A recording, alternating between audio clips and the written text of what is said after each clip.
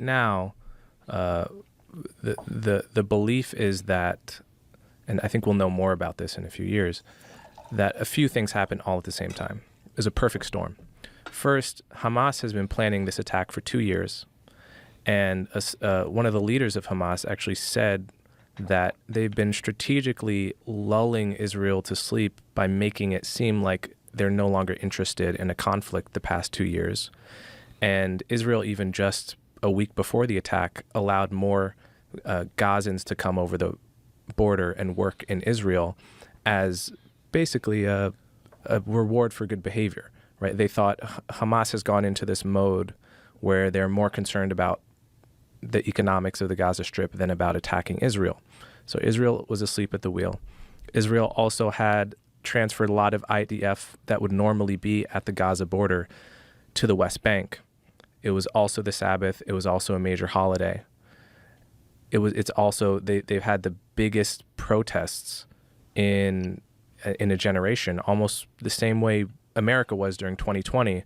Israel has been for the past several months over their judicial reform. So you put it all together. Can you go into that a little bit, please? Yeah. So basically, the judicial reform in Israel is not like the United States. They don't have a constitution.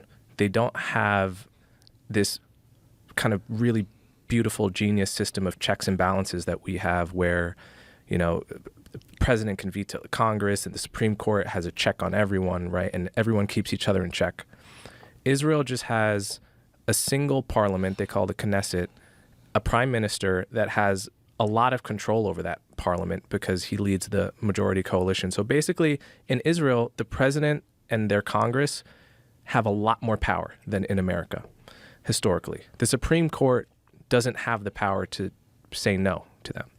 But over the past 30 years, the Supreme Court has been basically grabbing more power for itself under these things called basic laws, where they can now say to the Knesset, no, you cannot implement that policy in the West Bank. It violates human rights.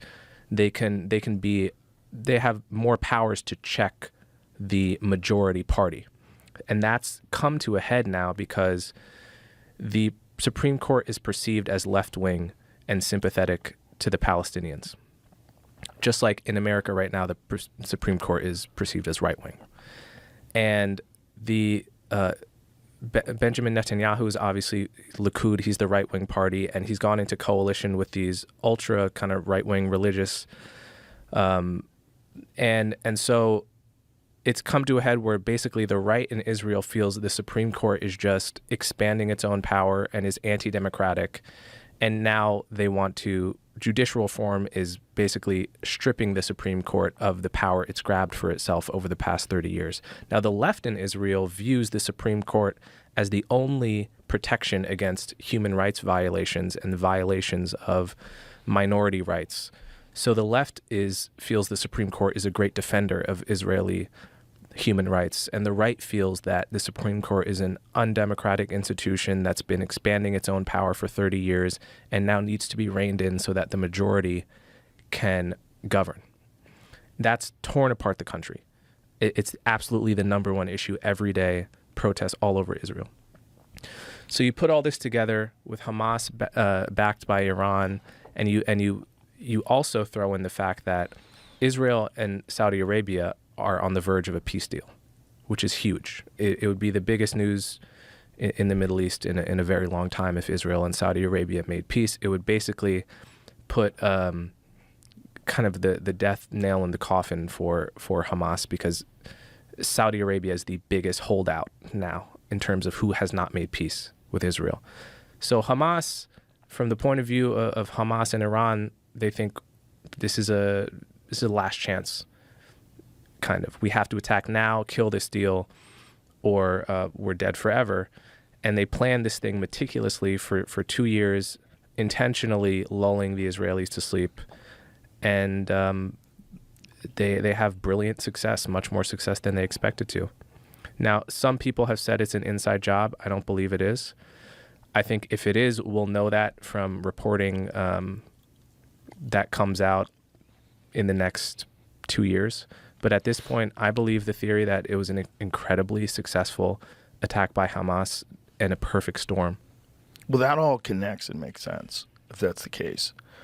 What's terrifying is there doesn't seem, what's always terrified me about the Middle East is that there doesn't seem to be a clear way to resolve this. I mean, if Saudi Arabia and Iran, or rather Israel, came to some sort of an agreement and made peace and were able to establish that long term, that'd be a great step in the right direction.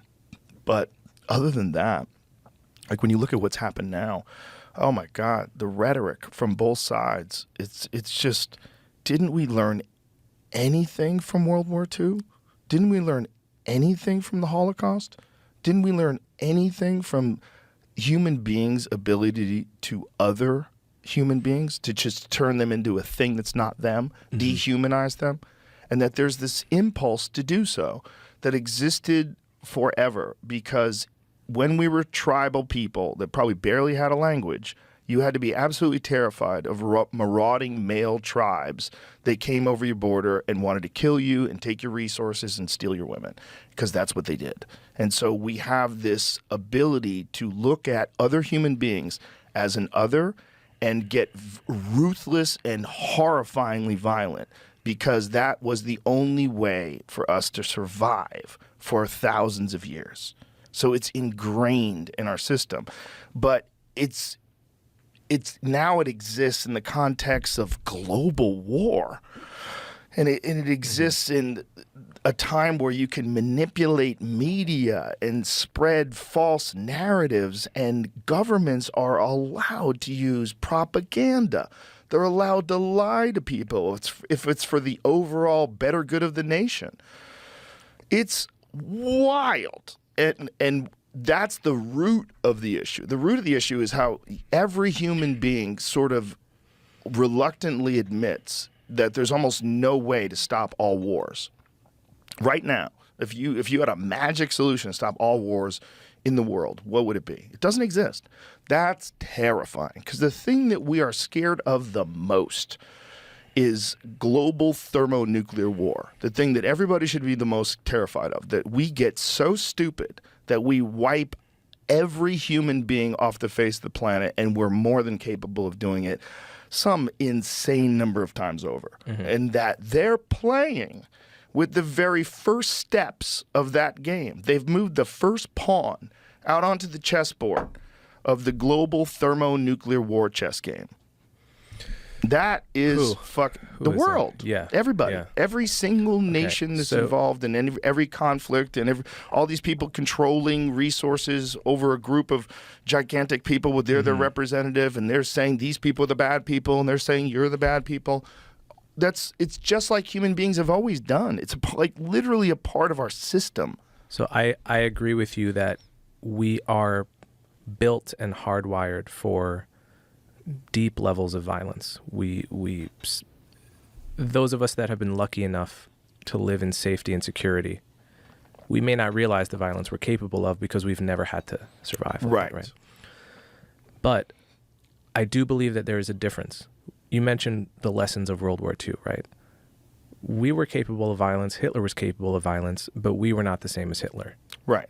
There was an imperative for us to defeat him at almost any cost, and we did horrible things in that war. But people understand that there was a good side and there was an evil side. Yes. Now, I don't know if you or most of your listeners feel this way about Israel, but I do. I think that in this situation, Israel is the good guy and Hamas is the evil guy. I think some people feel Hamas is just acting like anyone would if you had taken their land, and their freedom fighters that go a little bit overboard. I don't think that's what they are. I think they are a death cult that really believes what they write in their charter in the late 80s, that they want to annihilate every single Jew in Israel and replace it with an Islamic state, and eventually have a state like ISIS. And that what they did on October 7th with the barbaric slaughter, that's the point for them. That is what they want to do to all of Israel. And the difference is that Israel, though like the American army, there's been many excesses much to criticize.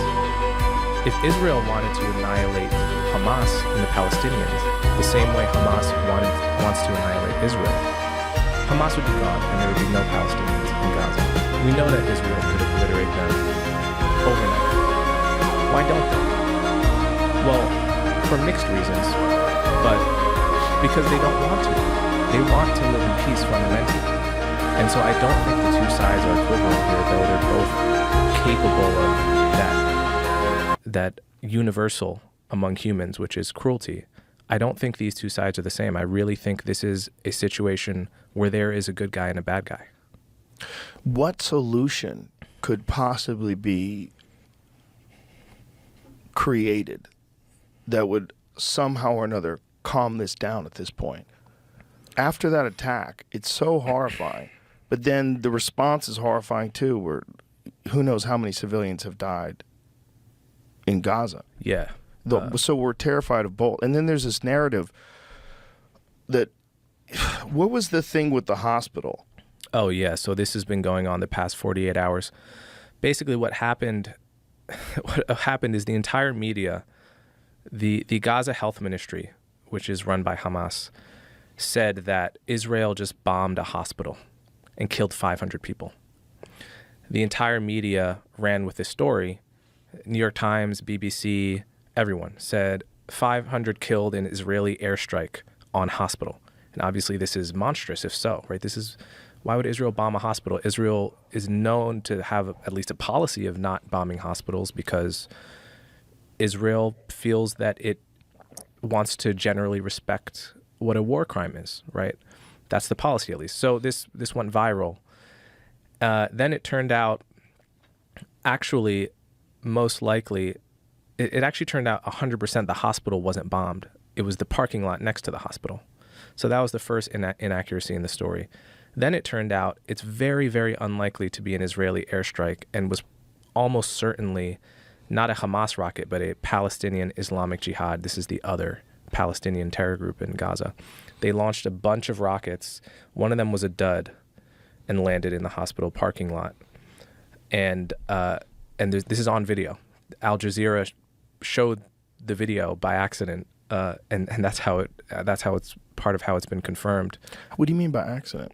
So they were showing this in real time. I think it happened at like 6:59 exactly. It's either 6:49 or 6:59. They were showing live footage of or footage they had just taken of a bunch of rockets leaving the Gaza Strip to go to Israel, and one of the rockets, you could see it was screwy. It kind of blew up, and then you see a big explosion in Gaza right at that time. Turns out that's the exact time the hospital allegedly blew up. So that's how they knew it was a rocket from inside, an accidental rocket from inside Gaza, rather than the Israelis airstriking it. So then all the New York Times, BBC, they all started slowly changing their headlines from 500 killed in Israeli airstrike to 500 killed in blast to, at this point they may be saying parking lot next to hospital killed only 50 to 100 people. This is still an evolving story, and we're talking on Thursday. So by the time it this didn't episode, actually hit the hospital itself. It hit the parking lot next to the hospital and did damage to the hospital? The latest is that the hospital's still standing, and it was only the parking lot next to the hospital, and a bunch of cars may have exploded as well. So that's the latest, because they have pictures now. The next day they took pictures, and the hospital's there. I thought they had photos of the hospital that was bombed out. The New York Times, when they reported it first, they showed a picture of a different place in Gaza that was destroyed by an Israeli airstrike, not the hospital. Oh my God. Yeah. So this is now, I think there's an emerging consensus that it was a parking lot, probably not 500 people, probably more like 50 or 100, which is, again, tragic. Every life is tragic. But that basically the legacy media took Hamas's word as fact and then has had to backpedal.